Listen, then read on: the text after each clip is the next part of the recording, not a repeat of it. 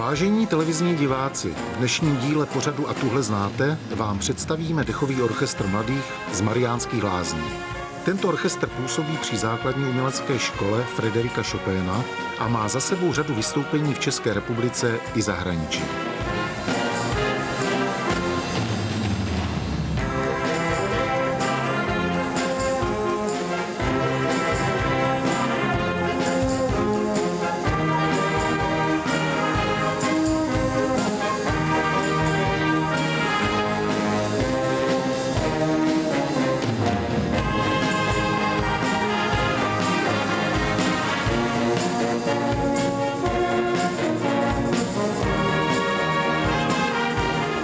Kdybys chtěla být, měla jsi možnost vybrat mažoretka nebo hrát na flétnu? No, tak chodila jsem taky do mažoretek, ale potom jsem nějak přestala, přiznávám, pohyb mě baví, ale ta hudba je pro mě prostě něco hlavního.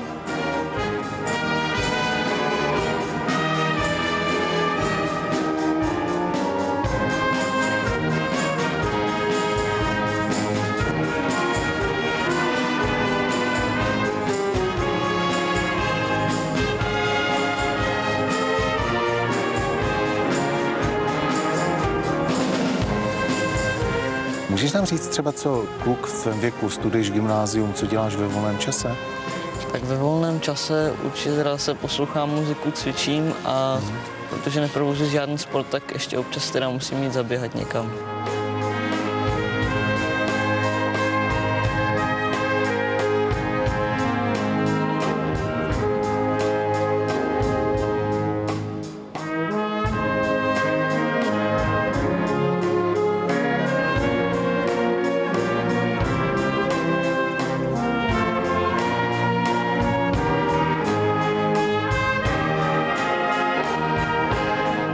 Naplňuje tě to ještě hrát s tímto orchestrem? Pořád. Jako naučil jsem se mít rád tu muziku. Když se člověk naučí v té partě prostě pracovat pro nějaký ten společný celek a pro ten výsledek, tak ho to může jedině nadchnout. A pořád potkávám ty svoje známí, starý známí a toho si moc cením. A muzika je pořád zajímavá, takže ano.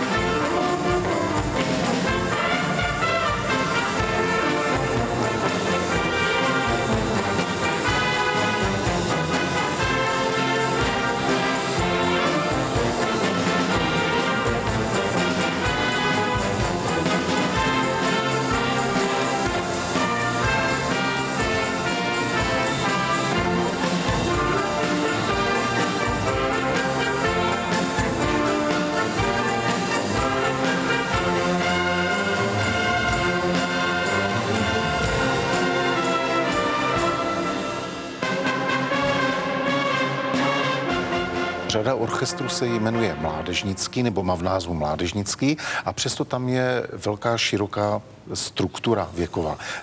Jak vy si to udržujete stále, že tam jsou mladí lidé? Kdy vy řeknete někomu, už je čas skončit, musíte odejít?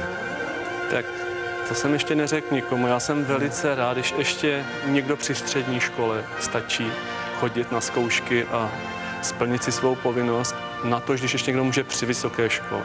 Tak jsem velice rád, když vidím, i když jednou za čas, ale když vidím ty známé tváře, že se pořád udržují, mají kladný vztah k muzice a přijdou nám pomoct, když je třeba. Dobře, a když třeba někdo studuje vysokou školu, přeruší, nehraje v orchestru a pak se chce vrátit, má třeba, dejme tomu, 30 let, vezmete jej? 30 let, to bych už řekl, že je taková hranice a ještě se nám to nestalo ve 30. Přece jenom jak skončí školu, už ten život ho zařadí někam jinam, starosti, rodina, už to je jiné.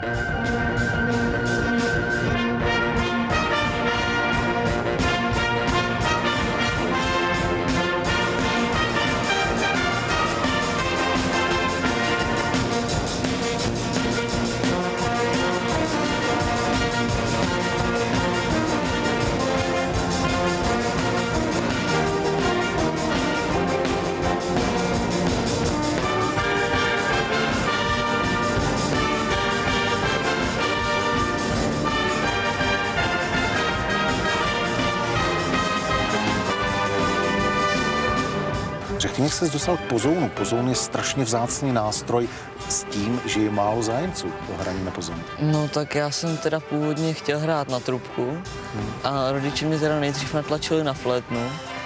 Pak jsem teda přišel k panu Hurtíkovi na tu trubku, ale ten zase mi řekl, že já vypadám tak nějak líp, kdybych hrál na ten pozoun, tak nějak jsem se dostal k tomu pozounu.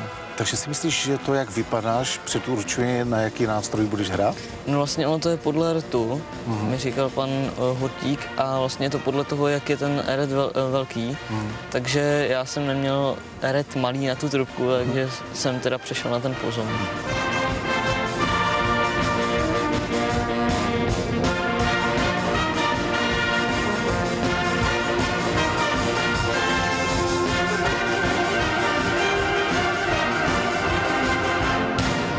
Kdybyste měl možnost ještě doplnit některé obsazení, co byste doplnil? Skoro všechny sekce. Jo.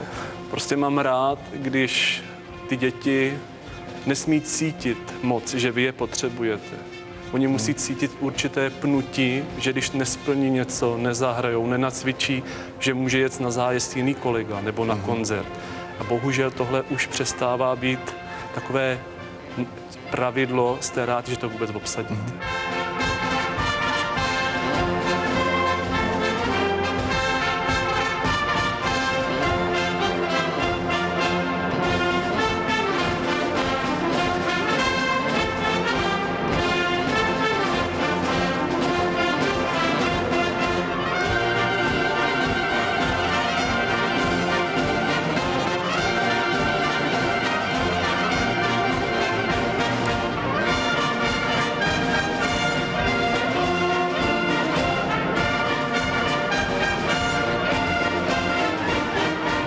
Vy sám jste aktivní hráč.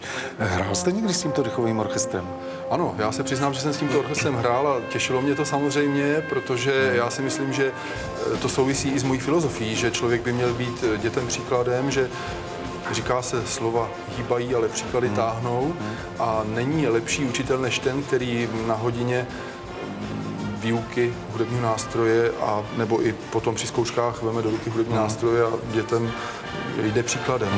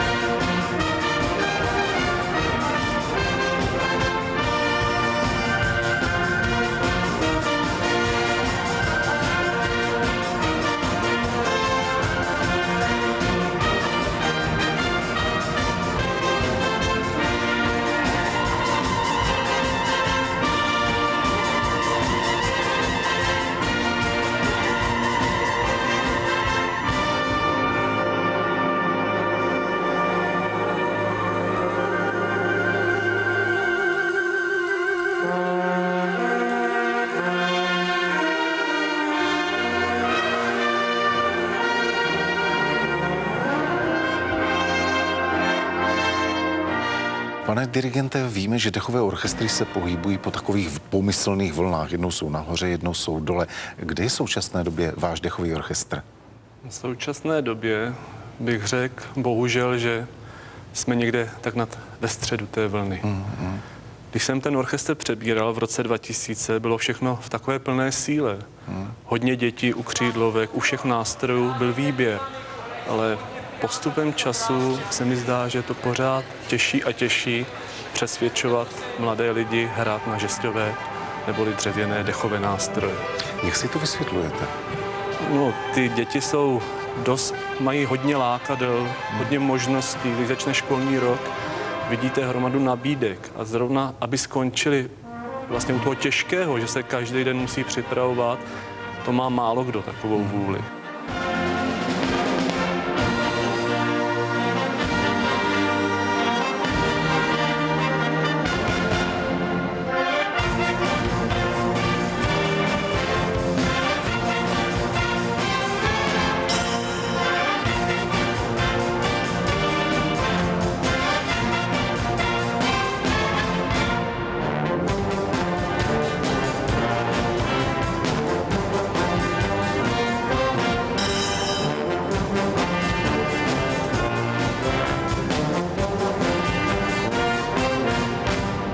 Petře, kdo ti poprvé řekl, ty budeš bubeník?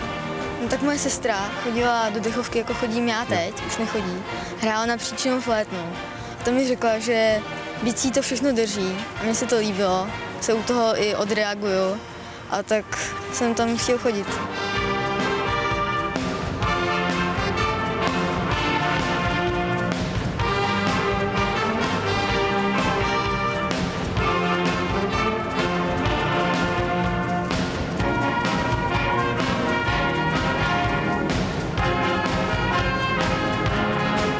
Ty jsi začínal v 9 letech, to už je 2 roky tomu. Jaký byl takový ten první pocit, když tam přišel a teď tě představili? První ten den, co jsem přišel na zkoušku, byl takový rozklepaný, měl jsem strach, na nic jsem radši ani nešahal. A já jsem tam měl kamaráda, ten hraje taky na bicí, ten taky stejně starý, takže jsme si tam povídali jenom my dva. Potom jsem se seznámil s bubeníkama a teď už znám víc z orchestru A lidí. kolik vás tam je v sekci bicích? Tak z bicích nás je tam teď 5. 3 holky a 2 kluci.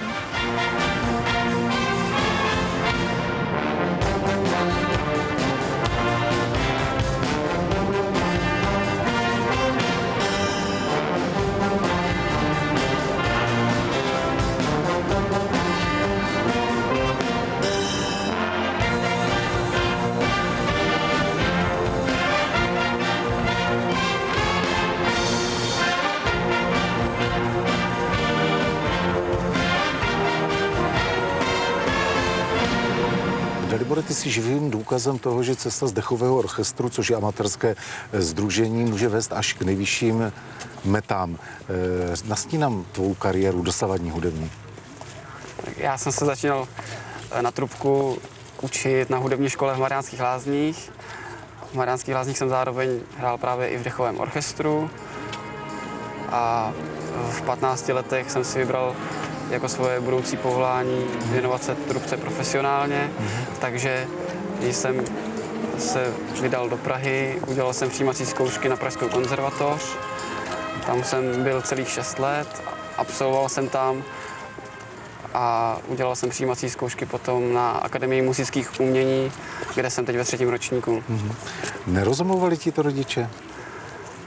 Dá se říct, že rodiče mi to nerozmlouvali ani tolik, jako sami učitelé v hudební škole, kteří věděli dobře, že cesta hudebníka není jednoduchá. A na druhou stranu, když to má člověk rád a věnuje tomu dost času, tak se většinou mu podaří usadit se někde v nějakém dobrém místě.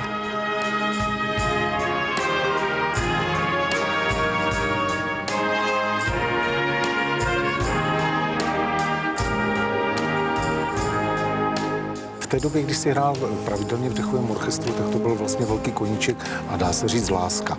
Co znamená pro tebe trubka, když se skoro tím živíš? Co to znamená pro tebe? Je tam pořád ještě to nadšení, ten entuziasmus? Říká se, a je to pravda, je to takový trošku klišé, ale je to pravda, že si člověk vlastně svůj koníček uchová i jako svoje zaměstnání. Tudíž to nemusí dělat jako rutinu, dělá to s láskou a docela z velké části to tak funguje. Samozřejmě člověk taky ztratí některé ideály, protože zjistí, že nejde všechno dělat tak, jak si dřív myslel. Ale rozhodně je to příjemnější, než porovnávat to radši nebudu s něčím jiným.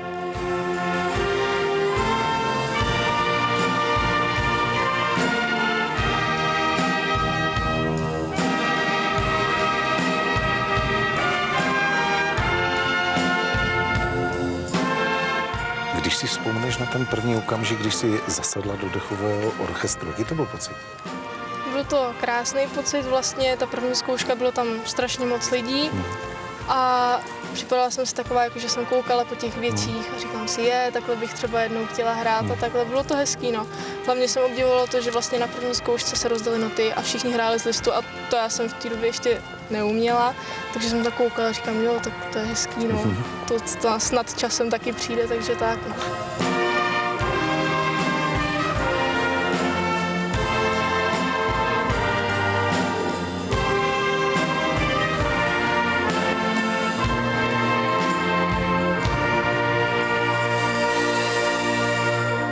Jak se dostal ke zpěvu? Klariny je nám celkem jasný, ale jak ke zpěvu? Tak když jsem byl na střední, založili jsme si skupinu a protože se k tomu nikdo neměl, tak jsem si stoupnul za mikrofon i já. No, tak jsem začal zpívat v nějakých 16 letech a od té doby se tomu věnuju. Bavilo mě to natolik, že jsem potom i nastoupil na vysokou školu, kde jsem se tomu věnoval pořádně. Zpěvu. Přesně tak, zpěvu. A to vlastně praktikuju do dneška. Raindrops are falling on my head, and just like the guy whose feet are too big for his bed, nothing seems to fit. Those raindrops are falling on my head, they keep falling. So I just did me some talking to the sun, and I said I didn't like the way he got things done. Sleeping on the job, those raindrops are falling on my head, they keep falling. But there's one thing I know, the blues they send to meet me won't defeat me. It won't be long till happiness steps up to greet me. Raindrops are falling on my head, but that doesn't mean my house will soon be turning red. Crying's not for me, 'cause I'm never gonna stop the rain by complaining, because I'm free. Nothing's worrying me. Podle čeho vybíráte skladby? To, co uspíváš, nebo co se ti líbí, nebo co chce dirigent? Jo, takhle panu dirigentovi se dostane do rukou nějaký repertoár a on si prostě podle toho vybere zpěváka. Já mám tady dneska i kolegyni, která bude zpívat písničku zase pro ní. No a podle rozsahu se samozřejmě hodnotí, že by se transponovalo, to se nedělá, ale prostě buď to padne pro toho zpěváka, anebo ne. Raindrops keep falling on my head, but that doesn't mean my house will soon be turning red. Crying's not for me, 'cause I'm never gonna stop the rain by complaining, because I'm free. Nothing's worrying me. Nothing's worrying me. Nothing's worrying me. Myslím si, že dechový orchestr není záležitost pouze hraní, ale i opravdu výchovy, kultivace těch dětí. Máte ten pocit zodpovědnosti za děti?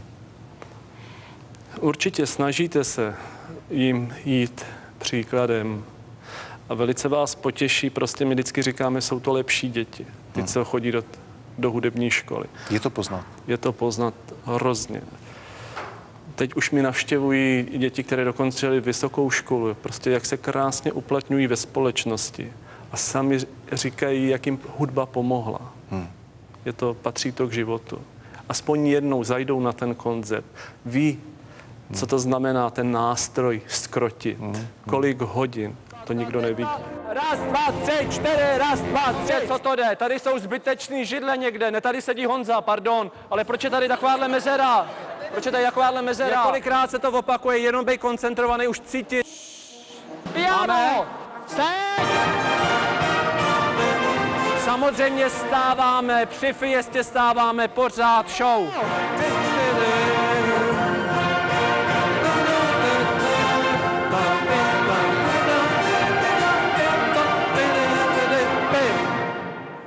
Raz, dva.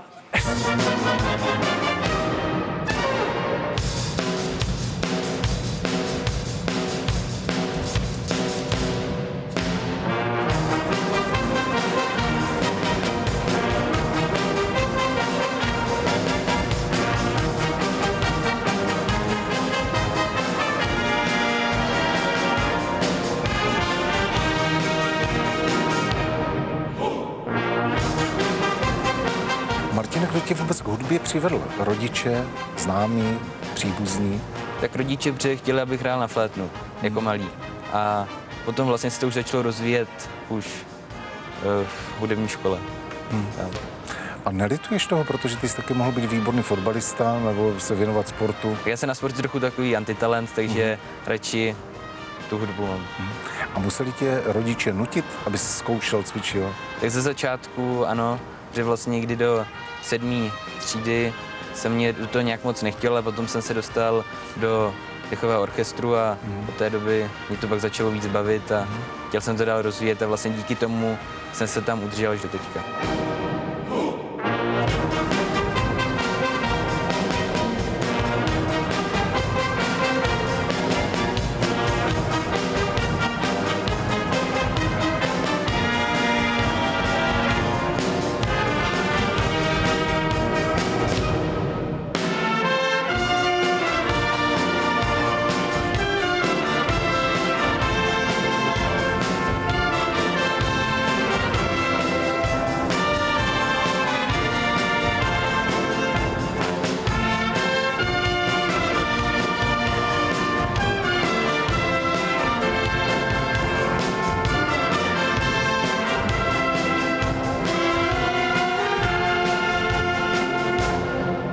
Mrzí mě, když přijde někdo, že končí. Ale když si vzpomenu na své začátky, že jsem končil také v 6. třídě.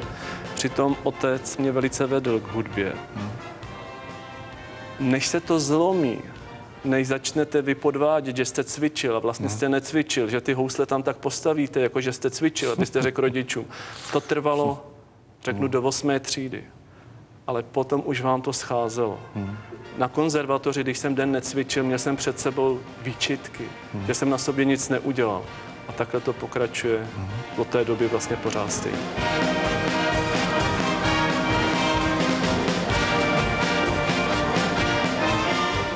Pane Hendrikin, tak jak vidíte perspektivy tohoto orchestru? My jsme se bavili o tom, že jsou problémy s hráči, ale otázka vůbec perspektivy dechových orchestrů. Vidíte celkově tu situaci, jak se vojenské kapely se ruší. Symfonické orchestry, neříkám pražské, mají všechny problémy. Je to pořád těžké, ale my nepřestaneme bojovat.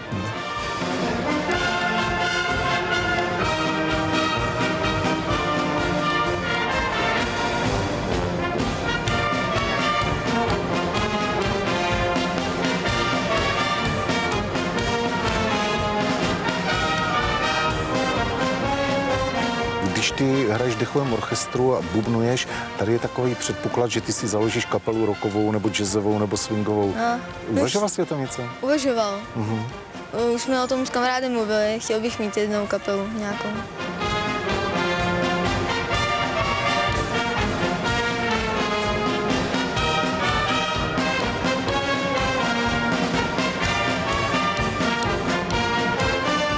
Hudba, to je prostě všechno. To se dá těžko říct a to by byl ten život hrozně prázdný bez hudby. Ať je to populární kterákoliv, někdy si rád jak si pochutnat na symfonický koncert, někdy si rád poslechnete tohle, to je prostě všechno.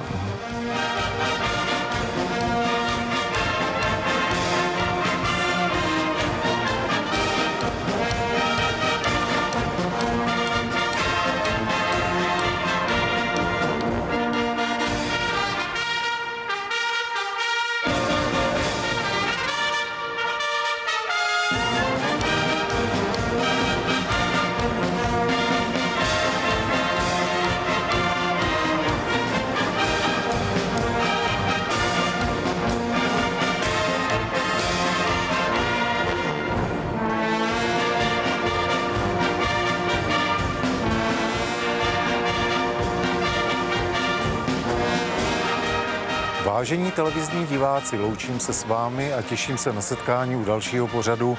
A tuhle znáte? Nasledanou.